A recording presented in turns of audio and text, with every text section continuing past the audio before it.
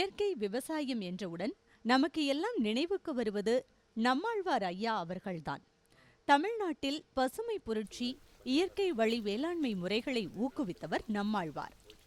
தமிழ்நாட்டின் முதன்மை இயற்கை அறிவியலாளர்களில் ஒருவர். இவர் தொடங்கி வைத்த பசுமை புரட்சி இன்று பலராலும் தொடர்ந்து கொண்டுதான் இருக்கிறது. ஈரோடு மாவட்டம் கொடுமுடியில் பல ஆண்டுகளாக மருத்துவ பணியில் ஈடுபட்டு வரும் நடராஜ் என்பவர் கடந்த 10 வருடங்களாக தனது தோட்டத்தில் செயற்கை உரங்களை தவிர்த்து இயற்கை உரங்களை கொண்டு விவசாயம் செய்து வருகிறார். மேலும் பஞ்சகவ்யத்தை விவசாயத்திற்கு இயற்கை உரமாக பயன்படுத்தலாம் என்பதையும் கண்டுபிடித்திருக்கிறார். பிரேசில் நாட்டு விஞ்ஞானி ஒருவர் ஆர்கானிக் ஃபார்மிங் என்ற ஒரு புத்தகத்தில் பசுவின் பாலையும் சிறுநீரையும் 21 நாட்கள் ஊற வைத்து நுண்ணூட்டச்சத்து கலந்து அதில் 2% கரைசலை தண்ணீருடன் சேர்த்து திராட்சை தோட்டத்திற்கு அடித்தபோது நல்ல பலன் தந்ததாக எழுதியிருக்கிறார். அதே முறையை சற்று மாற்றி நடராஜன் அவர்கள் பசுவின் சாணத்தையும் கோமியத்தையும் மட்டும் பயன்படுத்துவதற்கு பதிலாக பசுவில் இருந்து கிடைக்கும் 5 பொருட்களான பால், தயிர், நெய், சாணம் மற்றும் கோமியத்தை பயன்படுத்தியும் மேலும் கூடுதலாக கருப்பட்டி, இளநீர், வாழைப்பழத்தையும் கலந்து பஞ்சகவ்யம் தயாரித்திருக்கிறார். அதை சில பயிர்களின் மீது அடித்து பரிசோதனை செய்தபோது அவருக்கு இரட்டிப்பு பலன் கிடைத்திருக்கிறது.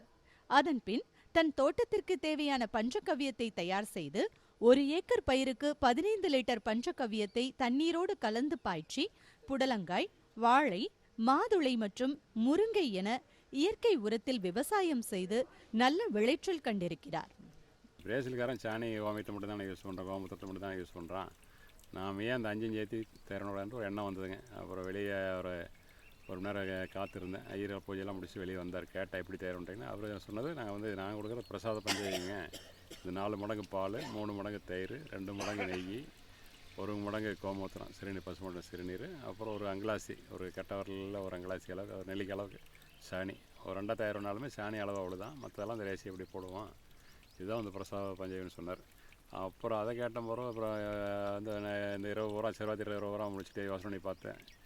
ஒன்றும் என்ன பண்ணுறதுன்னு தெரியல. ஏன்னா சாணியை வந்து ஒரு துணியோடு போடுற போது, நெல்லிக்கெல்லாம் போடுற போது விவசாயத்துக்கு பத்தாது, சாணி அதிகமாக இருக்கணும். அப்புறம் அப்படியே தூங்கிட்டு அப்புறம் காலையில் எழுந்திரிச்சு பார்த்தேன். காலையிலேயே ஒன்றும் என்ன எப்படி பண்ணலான்னு ஒன்றும் புரியல.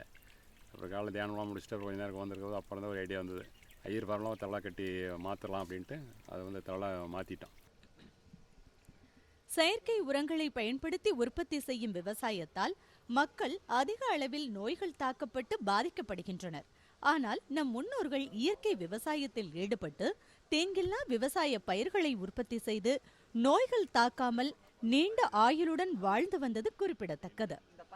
அதனால் இயற்கை உரத்தை பயன்படுத்தி விவசாய பயிர்களை சாகுபடி செய்தால் நமக்கு பின்னால் வரும் சந்ததிகளையாவது நோயில்லா சமுதாயத்தை உருவாக்கலாம்.